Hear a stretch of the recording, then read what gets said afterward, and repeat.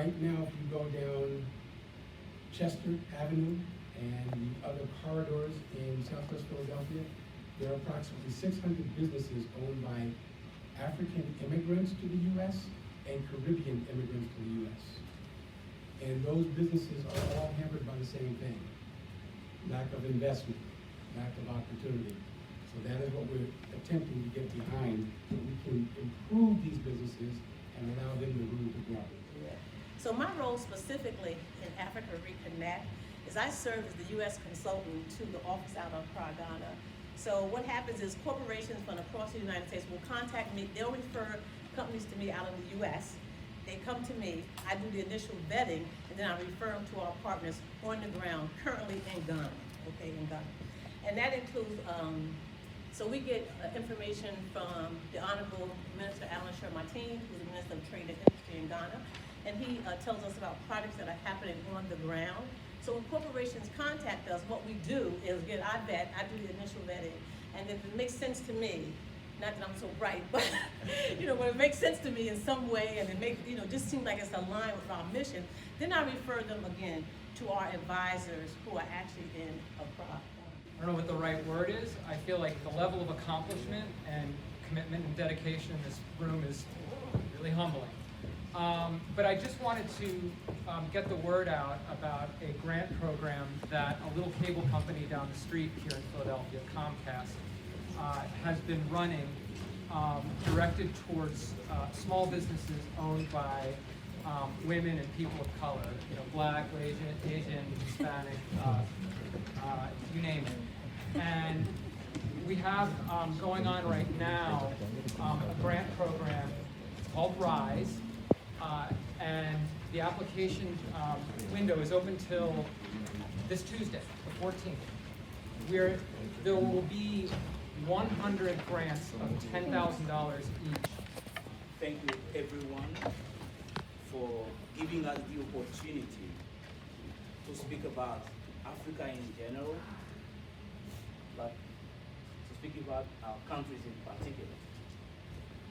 I would like to sincerely express my appreciation to Stan and to Odunde for the opportunity they have given us today, not only to discover the potential, the huge potential of Philadelphia, but also to have the opportunity to speak about the opportunities and challenges our continent is facing and that our countries are also facing.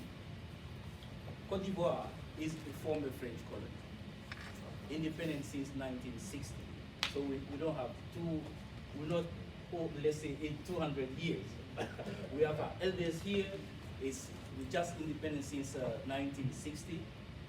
And from 1960 up to 1991, we went through almost 40 years of peace and stability. And during these 40 years of peace and stability, we experienced tremendous economic growth. And our capital city was, let's say, named the Manhattan of West Africa. And then we thought that we had, let's say, all the potential. Then in French we say, in English we say we disconnected. And the first political and social crisis happened since the year 2000. And we went through almost 11 years of social and political instability. Now, thanks God, we are out of this. And we have resumed, let's say, what we were known for: economic performance, social stability. So today, meeting you, before even talking about, let's say, economic potential of our country, one thing that we Ivorian, we take seriously, one of our main concerns today is peace and stability. You can have whatever potential you have: mining, agriculture, IT, everything. If there's no stability, it's useless. So our first concern now is how to learn from our experience, from what we went through almost 10 years, and learn from our mistake and consolidate, strengthen our current peace and stability. So the first, let's say, assignment, first thing I was assigned by the President of the Republic is to come here and interact with, let's say, the US leadership, the business community, so that they help Cote d'Ivoire to not, let's say, to strengthen our resilience, economic and social resilience, so that we don't fall back in what we experience. So my first message to the African diaspora, to the African American community is, let's say, to whatever possible, open doors for us so that we can educate, let's say, the American leadership. You, Ambassador, you work in Africa, you know the huge challenge. In my country, 77% of the population is under 35. So it's a real challenge. Job creation, fighting poverty, fighting violent extremism. So we have every ingredient there for, let's say, another outburst. But we are now trying to consolidate this, to strengthen the peace and stability that we have here. So, first message to you would be help Cote d'Ivoire to strengthen our current peace. These countries are all interconnected. When the war happened in Sierra Leone, in Liberia, we were affected. It's the same tribe. I was even joking with him. Sometimes people don't even know if they are from Cote d'Ivoire or Sierra Leone because they don't know this idea of borders. It's the same tribe. So whatever happened in Liberia affect Cote d'Ivoire, and whatever happened in Cote d'Ivoire also affect Liberia, Burkina Faso, and Mali. Today Mali is affected. Cote d'Ivoire is affected. Niger is affected. So let's try to join force and overcome our common challenge. This will be my third and last message to you. I'm open for the discussion.